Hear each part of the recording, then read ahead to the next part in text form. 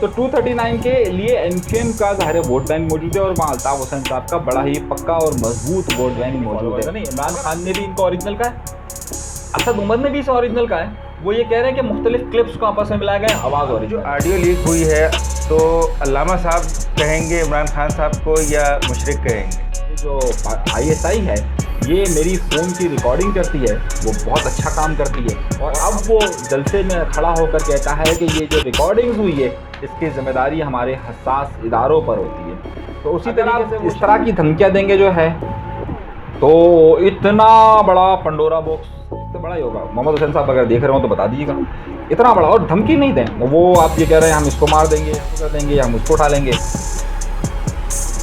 देख लें, इमरान खान साहब कहते थे कि असम्बली में जो ख़रीद फ़रोख्त हुई है अरकान असम्बली की, तो ये शिरक है। अगर वो सुबह शराब को हलाल कह सकते हैं तो शाम को जो है वो शराब को वो हराम करार दे सकते हैं। पाकिस्तान पीपल्स पार्टी तो इन चीज़ों में तरामीम नहीं चाहती है। पाकिस्तान पीपल्स पार्टी इस निज़ाम के साथ मौजूदा इख्तियारात के साथ, सिंध हुकूमत के इख्तियारात के साथ बहुत ज़्यादा। तो मेरे पास बहुत सारी डिटेल है।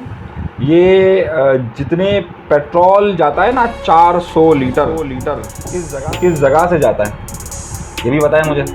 तो जब आप सहाफ़ियों पर इस तरह की ज़बान, मैं इस बात से नहीं कह रहा, अगर आप अच्छा लिबास पहन लेने से अंदर का जानवर मर नहीं जाता, सही है। मैंने क्लेरिफिकेशन के लिए, वजाहत के लिए उन्हें कॉल किया, उन्होंने फ़ोन नहीं उठाया। मीडिया सेल, मरकज़ी मीडिया सेल है MQM पाकिस्तान का, वो खामोश बैठा हुआ है, उससे कोई भी खबर नहीं चलवाई उन्होंने। लेकिन दाइम साहब खबर रिलीज़ कर रहे हैं और उसको कह रहे हैं कि मोहम्मद हुसैन साहब की तरफ से है। देखिए, हुसैन साहब के नंबर से मुझे ये प्रेस रिलीज़ आई है, साथी नंबर से।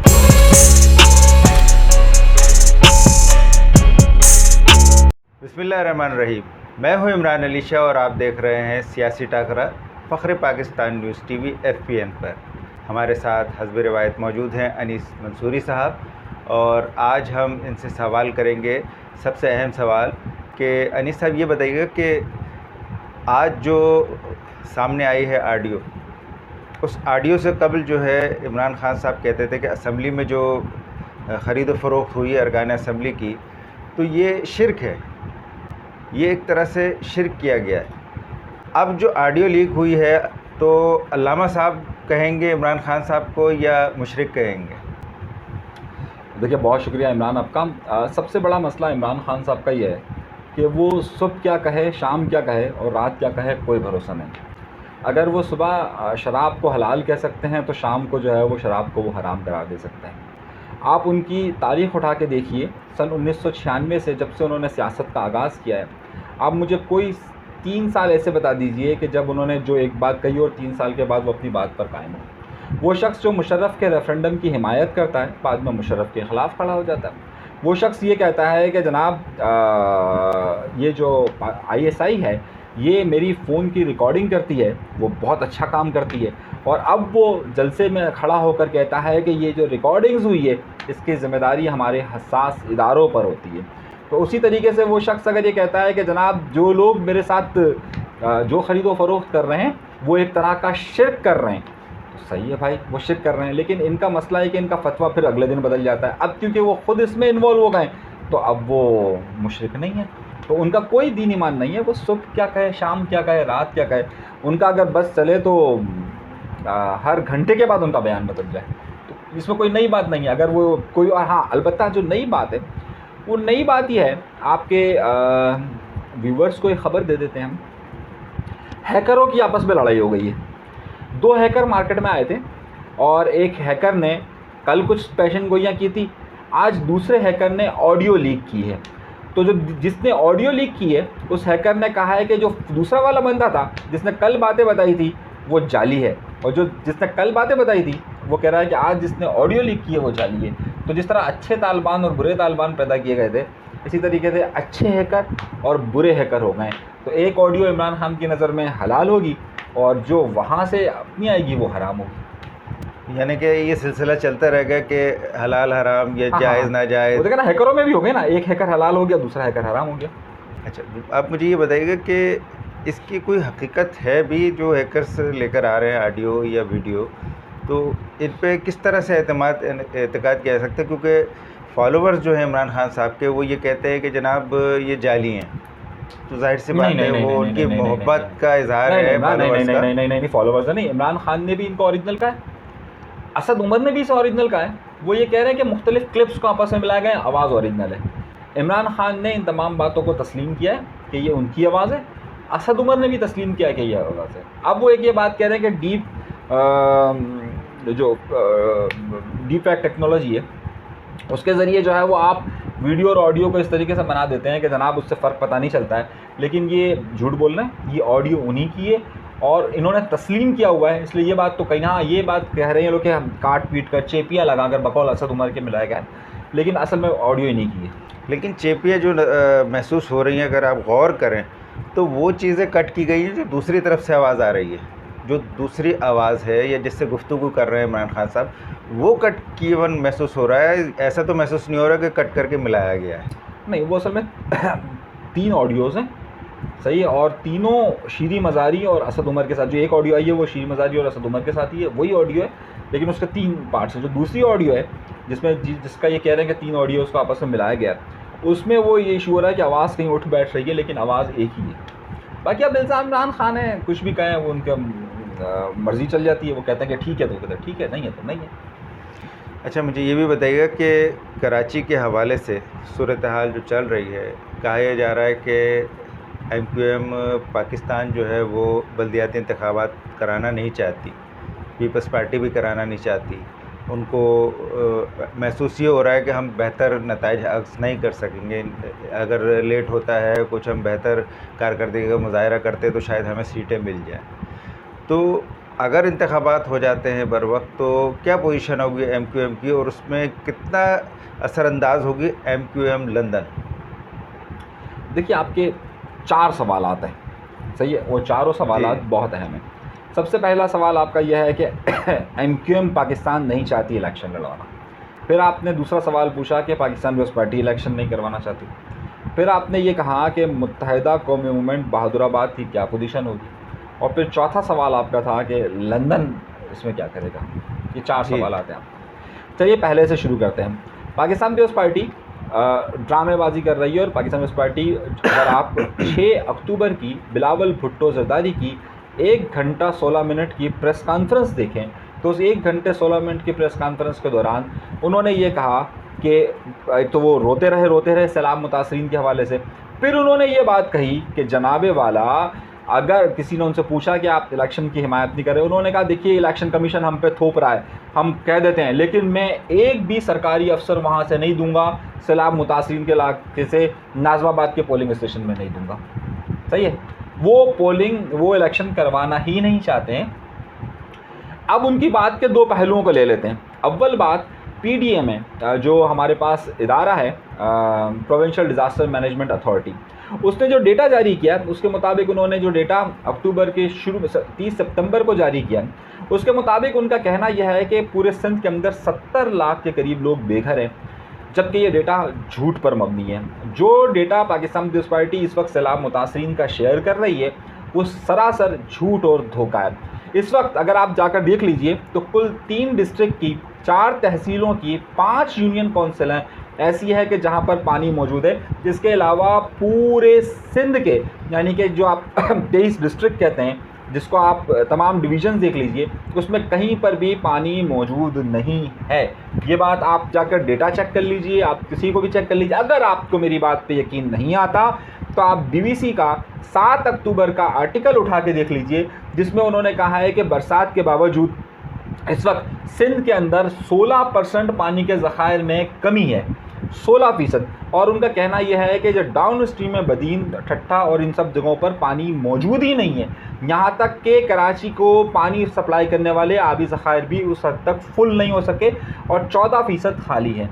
जिन जगहों पर पानी जगह है वहाँ आपस के झगड़े हैं और वो पानी निकलने नहीं दिया जा रहा। ये सिवाय 4 से 5 यूनियन काउंसिल के अलावा कहीं पर मसला नहीं है। तो बिलावल भुट्टो जरदारी झूठ बोल रहे हैं पहली बात, और उस झूठ बोलकर वो इलेक्शन का मना कर रहे हैं कि नहीं होना चाहिए। उन्होंने जो सिंध पुलिस का कहा वो भी एक ड्रामा था। तो दर हकीकत पाकिस्तान पीपल्स पार्टी कराची और ख़ास तौर पे सिंध के अर्बन एरियाज़, कराची, हैदराबाद से जो अपनी दुश्मनी है वो निपटा रही है कि ताकि यहाँ के लोग खुद मुख्तार ना हो सके और सूबाई हुकूमत यहाँ पर चीज़ों को कंट्रोल कर ले। ये हो गया आपकी पहली बात का जवाब। दूसरी बात आपने कही मुत्तहिदा कौमी मूवमेंट पाकिस्तान, यानी कि जो कि अलमारूफ MQM बहादुराबाद। MQM बहादुराबाद का मामला यह है कि उन्हें इस वक्त यकीनी तौर पर उन्होंने इस हुकूमत में शामिल होने से पहले जो मुआहिदा किया था उस पर ताहाल अमल नहीं हो सका है। MQM पाकिस्तान ये समझती थी कि अगर वो इस मुआहिदे के साथ बल्दियाती कवानीन में तरामीम के साथ इलेक्शन में जाएगी तो उसकी जीत यकीनी तौर पर होगी। इनकी जो कमेटी बनी थी, इस कमेटी की जो मीटिंग हुई थी प्रोविंशियल गवर्नमेंट के साथ, वो अभी तक नाकाम है। दोनों की तरफ से डोजर दिए गए थे लेकिन उसमें कुछ नहीं हो सका। जो पार्लियामेंट की 19 सिंध हुकूमत सिंध पार्लियामेंट की 19 रुकनी कमेटी है, उस 19 रुकनी कमेटी का एक इजलास के बाद दूसरा इजलास नहीं हो सका है। तो सूरत हाल ये कि MQM पाकिस्तान के पास कोई ऐसा बहाना मौजूद नहीं है कि जो वो लेकर अवाम, कोई ऐसा दावा मौजूद नहीं है जो अवाम के पास लेकर जा सके। इनका तंजीमी स्ट्रक्चर इस वक्त बुरी तरीके से बहुत बुरे हाल में है। आप इस बात से अंदाज़ा लगाइए कि 239 का इलेक्शन होने वाला है और उसमें MQM की ज़बान में 2 सेक्टर यानी कि शाह फैसल और मलीर सेक्टर उसमें इन्वॉल्व है और कोरंगी डिस्ट्रिक्ट का ये 239 का इलाका है। 237 में तो MQM पार्टिसिपेट ही नहीं कर रही है। 239 की ये सिचुएशन है कि शाह फैसल का इनका सेक्टर बने हुए अभी सिर्फ 3 महीने हुए हैं। जिन साहब को शाह फैसल का सेक्टर इंचार्ज बना गया उनके आपस के अलग मामला चल रहे हैं। मलीर के सेक्टर में उनकी पोजीशन इंतहाई कमज़ोर है। इस सारी सूरत हाल के अंदर जो फैक्टर है MQM पाकिस्तान का, वो पूरे शहर के अंदर कोई भी एक इलेक्शन कंबाइन नहीं लड़ सकता है। यानी वो एक जो है वो हल्का तो इलेक्शन लड़ सकते हैं, NA का 2 लड़ सकते हैं, लेकिन MQM की इतनी कैपेसिटी ही नहीं है इस वक्त कि वो पूरे शहर का इलेक्शन एक साथ लड़ सके। इसी वजह से इन्होंने 237 और 246 का जो इलेक्शन होना था उसमें पार्टिसिपेट नहीं किया था। उन्होंने कहा था वहाँ हमें जीतना ही नहीं और हम अपनी एनर्जी को क्यों लगाएं। तो इसलिए MQM पाकिस्तान ये चाहती है कि जब तक अगर उसका मुआहदे पर अमल नहीं होता वो इलेक्शन की तरफ ना जाए और उनका तंजीमी स्ट्रक्चर बहुत बुरी सिचुएशन। तो सवाल ये करना चाहूँगा कि MQM पाकिस्तान और पीपल्स पार्टी की क्या बात है कि ये जो वो आइनी मसला है, कानूनी मसला है, बल्दियाती कवानीन के हवाले से जो मसाइल हैं उनको हल क्यों नहीं कर पा रही है? आपस में कोई तनाज़ा है या दोनों ही नहीं चाहती है हल? देखिए, सबसे अव्वल बात, पाकिस्तान पीपल्स पार्टी तो इन चीज़ों में तरामीम नहीं चाहती है। पाकिस्तान पीपल्स पार्टी इस निज़ाम के साथ, मौजूदा इख्तियारात के साथ, सिंध हुकूमत के इख्तियारात के साथ बहुत ज़्यादा खुश है। जहाँ तक MQM का सवाल है, MQM ने फेस सेविंग के लिए तो चीज़ें दे दी हैं, लेकिन उन चीज़ों को परसू करने के लिए MQM उस ताकत आजमाई नहीं कर रही है। MQM जो है वो इस बारे में कोशिश कर रही है कि MQM के बल्कि वो दिलचस्पी का आंसर वो नज़र नहीं आता। अच्छा, उसकी बहुत सारी वजूहात हैं। उसकी वजूहात ये हैं कि उस पर राब्ता कमेटी के दरमियान इस वक्त पाए जाने वाले इख्तलाफात, किसी एक नुक्ते पर ना पहुँच पाना, और फिर ख़ुद खालिद मकबूल सिद्दीकी साहब की जो तवज्जो है और उनकी तबीयत है वो उस हवाले से बहुत बड़ा मसला है। तो इस वक्त MQM जिन तंजीमी बहरानों का शिकार नज़र आती है, उसी तंजीमी का मसला जो है उनके इंतज़ामी मामलात पर, उनके कानूनी मामलात पर, उनके आइनी मामलात पर और उनकी दीगर जमातों के साथ डील पर भी पड़ रहा है। तो इस वजह से ये मामला डिले हो रहा है। और जो दीगर ग्रुप्स हैं कि जो पार्लिमानी कमेटी में शामिल है, तो ज़ाहिर है वो पार्लिमानी कमेटी के अंदर जमात इस्लामी का एक मेंबर शामिल है, तहरीक लब्बैक पाकिस्तान का एक मेंबर शामिल है, GDA का एक मेंबर शामिल है, तहरीक इंसाफ के लोग उस कमेटी के अंदर मौजूद है। तो उसके अंदर खिचड़ी इतनी बनी हुई है कि ज़ाहिर उसमें कोई दिलचस्पी नहीं लगता। अच्छा, तीसरा सवाल था मेरा कि MQM लंदन जो है वो अगर इंतखाबात होते तो कितना असरअंदाज होगी, या जो ज़मीनी इंतखाबात होने वाले हैं उस पर कितना असरअंदाज होगी? अच्छा, पहली बात, MQM जो है वो 2 आपके सवाल आते हैं कि ज़िमनी इलेक्शन में कितना असरअंदाज होगी और बल्दियाती इलेक्शन में कितना असरअंदाज होगी। अच्छा, जो ज़िमनी इलेक्शन है उसको अगर देखें तो ज़िमनी इलेक्शन हो रहे हैं कोरंगी डिस्ट्रिक्ट के अंदर। कोरंगी डिस्ट्रिक्ट के अंदर जो हल्का 239 है, अगर आप उसका माजी का अगर आप आदाद शुमार को देखें तो यहाँ पर 80% माजी के अंदर वोटर रहा है MQM का, टिपिकल MQM वोटर यहाँ पर रहा है। और इस वक्त जो है यहाँ पर जो 2018 का इलेक्शन हुआ था तो यहाँ पर तहरीक इंसाफ के उम्मीदवार और MQM पाकिस्तान के उम्मीदवार के वोटों के दरमियान सिर्फ और सिर्फ 100 वोट का फ़र्क था। तो एमक्यूएम के जो वोटों का फ़र्क है सिर्फ 100 के करीब वोट का फ़र्क है। अब अगर इस सूरत हाल के अंदर हम देखें कि एमक्यूएम लंदन का 239 के अंदर कितना असर होगा, क्योंकि 237 में तो ज़ाहिर है वो नहीं लड़ रही है, तो 239 के लिए एमक्यूएम का ज़ाहिर है वोट बैंक मौजूद है और वहाँ अल्ताफ़ हुसैन साहब का बड़ा ही पक्का और मजबूत वोट बैंक मौजूद है। अगर आप देखिए कि ये जो मलीर सेक्टर लगता है, उस मलीर सेक्टर के अंदर गुज़िश्ता 5 महीनों की अगर एमक्यूएम लंदन को देखिए तो सबसे ज़्यादा चॉकिंग इस इलाके के अंदर हुई है। अगर इसके आप फ्लाईओवर को देखें तो इनके फ्लाईओवर्स पर सबसे ज़्यादा एमक्यूएम लंदन के यानी कि अल्ताफ़ हुसैन साहब के जो बैनर्स लगे वो यहाँ पर लगे। मेरी इत्तलात के मुताबिक अगर आप वहाँ पर अगर सर्वे करें तो इस वक्त जो एमक्यूएम का वोटर है उसका तकरीबन 40% से ज़्यादा वोटर, बल्कि अगर मैं आपसे कहूँ बल्कि 50% से ज़्यादा वोटर इस बात का हिमायती है कि वहाँ पर बाइकआउट किया जाए। ये मैं एमक्यूएम के वोटर की बात कर रहा हूँ जो उसका हिमायती है। इस सारी सूरत हाल में अगर एमक्यूएम का लंदन फैक्टर या अल्ताफ़ हुसैन साहब का फैक्टर बहुत तेज़ी के साथ अगर बाइकआउट की तरफ जाएगा तो और एमक्यूएम को अगर वोट नहीं पड़ेगा तो ये सीट एमक्यूएम के लिए निकालना तकरीबन नामुमकिन होगा। और अगर तहरीक इंसाफ का माहौल इसी तरह बरकरार रहता है तो। अच्छा, मुझे ये भी बताइएगा कि कोरंगी ज़िले की बात हो रही है तो डीएमसी कोरंगी में एक मामला चल रहा है, कारकुनान के ग्रुप्स बन गए हैं, राब्ता कमेटी के ग्रुप्स बन गए, उस हवाले से ख़बर भी चली। तो मोहम्मद हुसैन साहब जो हैं वो उन्होंने अभी आज प्रेस रिलीज़ जारी की है जिसमें उन्होंने इल्ज़ाम लगाया है कि इनकलाब चैनल कोई है उसमें टिकर चले हैं उनके ख़िलाफ़ और ख़बरें चली हैं उनके ख़िलाफ़, और उन्होंने कहा है कि मैं कानूनी जो है वो चाराजोई करूँगा और उन पर केस करूँगा और नोटिस भेजूँगा। तो अभी तो प्रेस रिलीज़ जारी की है, तो जो ख़बर आई है वो आपके नज़र में, आपके इल्म में होगी, क्या उसमें कोई हकीकत है? देखिए, सबसे पहली बात, एमक्यूएम के एक एमपीए ने एक प्रेस रिलीज़ जारी की और वो जो प्रेस रिलीज़ उन्होंने जारी की उन्होंने नीचे लिखा कि PS92 मीडिया सेल। एमक्यूएम की तारीख़ में ये पहली बार हुआ है कि किसी एमपीए ने अपनी तरफ से कोई प्रेस रिलीज़ जारी की हो अपने वार्ड के हवाले से और एमक्यूएम के मरकज़ी मीडिया सेल ने जारी ना की हो। सबसे बड़ी ख़बर तो यह है। इसका मतलब बहुत वाज़ेह यह है कि क्या एमक्यूएम के राब्ता कमेटी ने उनके ऊपर हाथ नहीं रखा। सही है, जब कभी भी किसी भी सहाफ़ी की ख़बर पर एमक्यूएम को माजी में कोई एतराज़ हुआ है तो उनका ना एमपीए, ना सेक्टर इंचार्ज, ना यूनिट इंचार्ज, ना मेयर उस मामले में बोला है, बल्कि उनका मीडिया सेल उनसे रब्ता करता है कि जनाब आपने ख़बर गलत लगाई या सही लगाई या क्यों लगाई या XYZ। तो इसका मतलब तो ये होता है, अव्वल इस दूसरा नुक्ता इसमें से उठता है कि एमक्यूएम का मीडिया नेटवर्क इस वक्त इंतहाई कमज़ोर हाल में मौजूद है कि जो लोगों से रब्ता नहीं कर रहा।